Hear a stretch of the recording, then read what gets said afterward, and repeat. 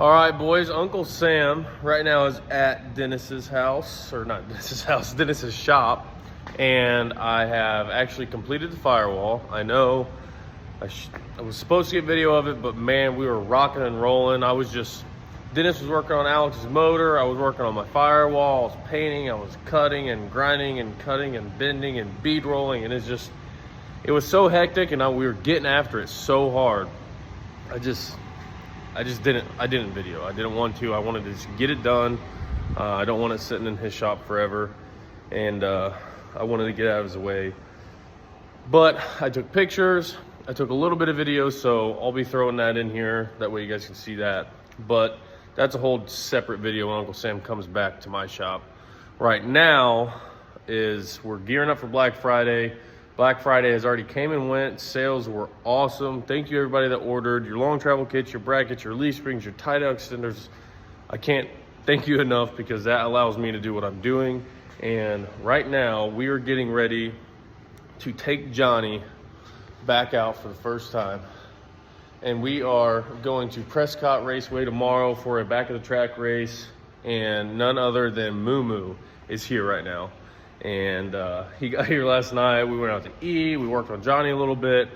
And today we're going to scale Johnny, set up the new Marilot racing boxes, figure out where we want our anar squat, and throw some weight back in him. We took some weight out of him because we could only run so much for when we were on making cash days. So we're gonna put some weight back in him, scale it, and set up 4-link. And then I've got the pit cooler set up that I started setting up a while back, and we're gonna finish that today. Got the badass chip fab pit cooler. This thing is just, if you could just see the quality of this thing, you would be amazed. I know quite a few people are running them now. I sell them on my site. If you need one, go check them out. If you need one, hit me up. If you have any questions, let me know. Excuse me. Travis is a great dude. He is awesome to work with, very knowledgeable, and just all around good dude. But I'm getting the pit cooler set up. Like I said, pit cooler, scaling, and Moo Moo and Maddie are here. We're just hanging out. We're having a good time. We're enjoying each other's company because we haven't seen each other for a while. So we're gonna go racing this weekend. And then we're gonna load up the T and we're gonna go to PRI next week. So again, thanks everybody for all your orders. Thank you for being patient with me getting them out. I just can't thank you enough for supporting me and helping me do what I do. So thank you guys. I'm gonna get to work. Moo Moo's almost here, and we're gonna have fun just like old times. So.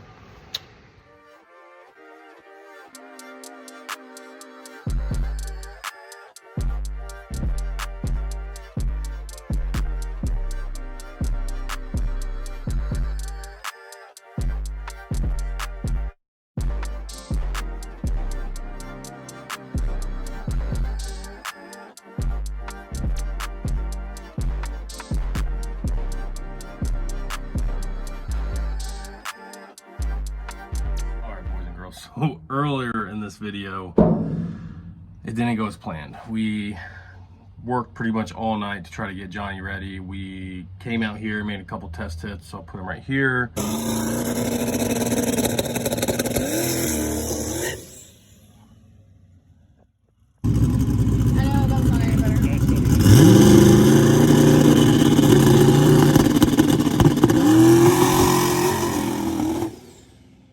They went horrible, and I couldn't figure out why the car was running bad. The fuel was all over the place, so we kind of just called it a night because it was like 3 a.m. already, and the day after we were supposed to go racing, we were supposed to leave for PRI, so it's like we still had to load and stuff, and I didn't want to just be going on no sleep whatsoever and end up hurting something because the car was running so bad.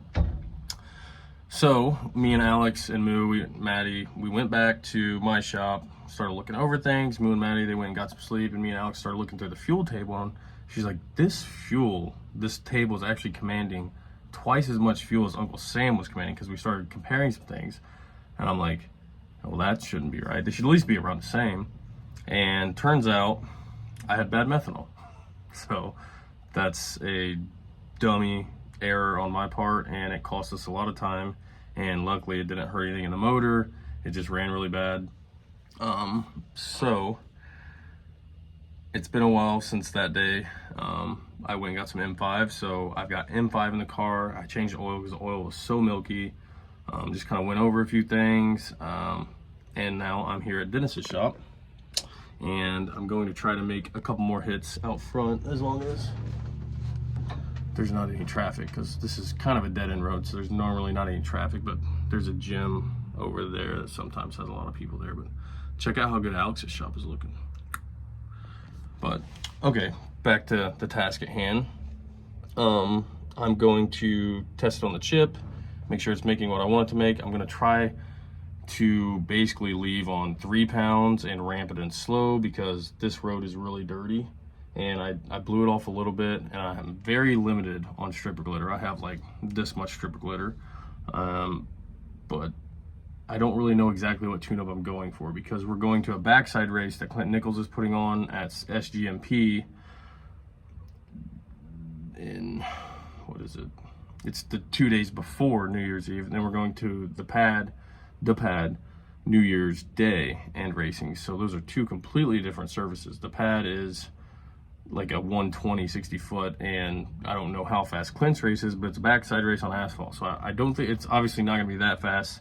So I don't know whether I'm gonna try to shoot for like a 150 60 foot, a 140, or a high 130. High 130 would be nice out here. And then I'd really like to get some more traction compound and actually spray the road and get it good, to see if I can make the car do like a 120, like a high 120. That way I at least have something for the pad. So I'm kind of just shooting in the dark now. I kind of guessed on the bar angles. It's pretty aggressive. I haven't actually scaled the car just because we ran out of time and I don't actually have race ramps. So we have a crap ton of weight in it.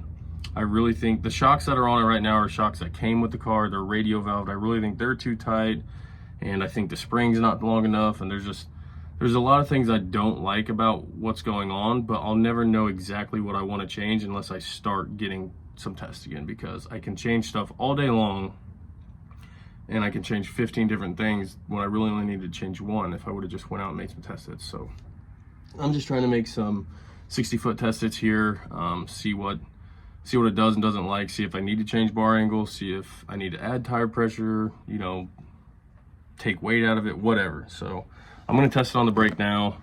It was really struggling on the brake before, and then we put some of Alex's M1 in it, and she remade the complete fuel map. She basically made a whole new tune-up for it, and it got on the chip a lot better. So I'm gonna see, now that it's got M5 in it, I'm sure it's gonna do just as well. So we'll see what it's like.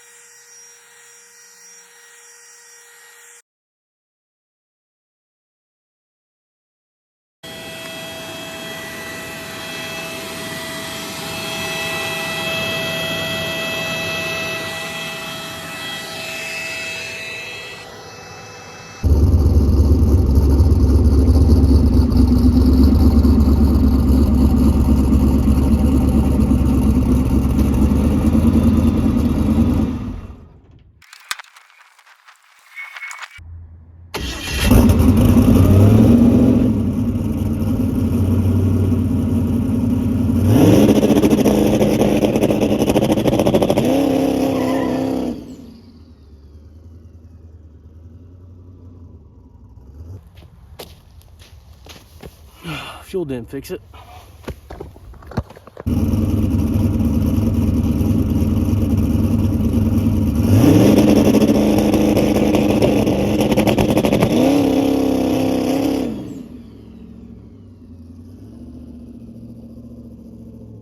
Not even close.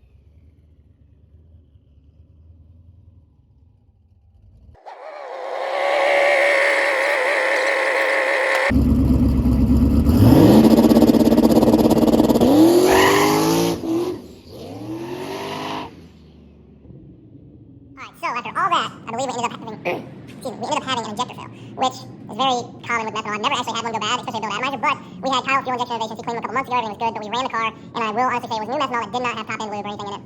And it's because we were in a rush. You know, I was in Indiana working on Johnny, and we just didn't have what we needed. I had some here, and it never got put in the methanol. The methanol was old, and I still believe that methanol was bad because the fuel table was horrible, but also had a bad injector. So we'll send it back to Kyle, who's going to fix it up. He's always done all of our injectors. He's great dude, great business. He does a really good job. I trust him with all our stuff. So he's who Alex just got her new injectors through. He's who we bought all of our injectors through. So Johnny's injectors will be going back to him to get freshened up again because I let him sit and did what you're not supposed to do. And Uncle Sam's injectors are now in Johnny.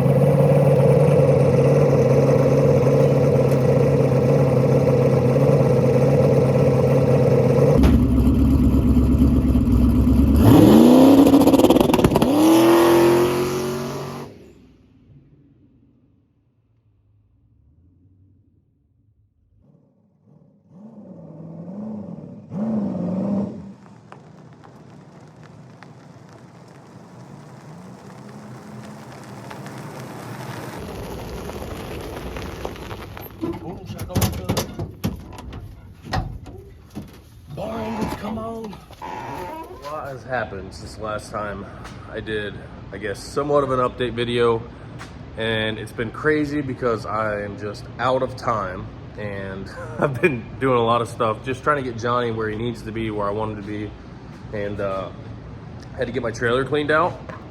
Got all of my material organized. Got all of my carts in here. I power washed the trailer. I took the stupid awning off that's been falling off. Organized a bunch of tools. We got Johnny's go-go cooling cart ready. Got my jack, all that stuff. Got everything in the trailer. But besides that, what I was fighting on Johnny, the last pass, you can see I put a picture in there. It was running real weird. Couldn't figure it out. I tried to make it hit. It did not go well. Ended up burning up a coil, but I put a bunch of old coils on it when I was trying to figure out the issue that ended up being injectors. So I believe that was just a bad coil to begin with. We don't have our coils on Keon Power. It's set to only give coil power at least 5 RPM. So I know that's not the problem. It was probably just a bad coil. I know I had some go bad on the dyno with Uncle Sam. I was charging them at too high of a voltage, and maybe one of them didn't get thrown away, and that might have been one that I put on there. So that's all done. Got that figured out. I went to make another hit and realized that it just kept getting wheel speed right, half a second in. I could not figure it out. Finally, looking at the shock data, the shock would extend, stop, come back down, and then go back up. So it would basically extend, suck the tire back up, gain wheel speed and then try to extend again. And once it gained that wheel speed, it never recovered. I mean, that's a part where traction control can help you if your suspension's right, but the traction control did me no good except slow me down, because the suspension's so wrong, it couldn't make it not spin because the geometry of the suspension was wrong, and the shocks were messed up. So Jeff Thomas, TRS, he overnighted Colton Ice brand new big guns. They're a longer stroke shock with a longer, lighter spring, which is what I typically prefer. I put those on, went and made another hit. It was better, and I didn't have the little shock hiccup, and the laser ride height sensor that I have on the actual housing itself looked better, but it would still unload the tires. So came back, was looking at bar angles. I had them really aggressive. I messaged Marty Marilat a while back and was asking him what he thought, and he told me some numbers. So I put the bottom bar closer to the numbers that he said, which is somewhere I've never had them before, and this is what it got me. So needless to say, it was way better. I'm super happy with it. Now I'm gonna get loaded up so that way we can leave in the morning. Going to Georgia to Clinton Nichols race, and I still have a lot of work to do to get the trailer and Johnny loaded up, but it's way better. I didn't have a draggy because I was using my phone to record, so that sucks. But I can tell you right now, and you'll make fun of me for saying this, it definitely tickled my belly on that last hit. You know, it was more, I could feel it just dead hooked. It felt so good. So I'm really happy loading the car up. I was not happy before. That's why I kept making changes and haven't loaded up yet, because I just was not happy. I didn't want to go to Georgia. You know, it's 12 hours not feeling prepared, or at least somewhat prepared. So I feel a lot better about it now. I'm gonna get loaded up so we can get it on the road tomorrow morning.